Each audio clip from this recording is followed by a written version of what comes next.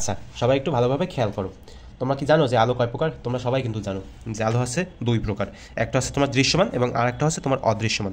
তো দৃশ্যমান আলো বলতে মূলত কী বোঝায়? তো তোমরা তো জানো যে দৃশ্যমান আলোর যে রেঞ্জ, মানে সেটা হচ্ছে তোমার 400 থেকে 700 ন্যানোমিটার এগুলোর মধ্যে, ঠিক আছে? এটা তো আমরা সবাই জানি, তো ভালো কথা জানি। তো এখন দৃশ্যমান আলোর উদাহরণ কী হতে পারে? মনে করো যে এই যে সূর্যের আলো হতে পারে, এরপর এই যে টর্চের আলো, মানে এই যে আমি যে এখন ভিডিওটা করছি এখানে যে লাইট ফিট করা হয়েছে, এটা হচ্ছে তোমার কী আলো? দৃশ্যমান আলো। এগুলো হচ্ছে আমরা দেখতে পাই। তো গেল দৃশ্যমান আলো। এখন তোমরা অদৃশ্যমান আলো বলতে মূলত কী বোঝায়?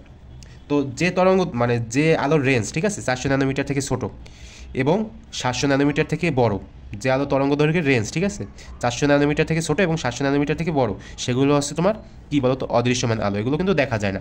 তো কী হতে পারে? তোমরা নাম শুনছো না যে এক্স রে, এরপর গামা রে, এগুলো আছে তোমার অদৃশ্যমান আলো। এরপর আছে তোমার আলট্রা ভায়োলেট রে, সেগুলোর যে তরঙ্গ দৈর্ঘ্য সেটা কিন্তু এই যে 700 ন্যানোমিটার আছে না, এগুলোর থেকে আরও অনেক বড়, ঠিক আছে, যার কারণে সেগুলো দেখা যায় না। বুঝতে কি পারলে? তো তোমরা যদি এই সম্পর্কে আরও জানতে চাও তাহলে দেখো এই যে আমার যে ইউটিউব চ্যানেলটা, এখানে একটা প্লে লিস্ট আছে যে আলোর প্রতিফলন, এখানে আমি আর কি এগুলো নিয়ে অনেক ডিসকাস করছি আর কি, সেগুলো চাইলে তোমরা দেখতে পারো। ঠিক আছে ভাইরা, তো দেখা হবে পরবর্তী কোনো ভিডিওতে।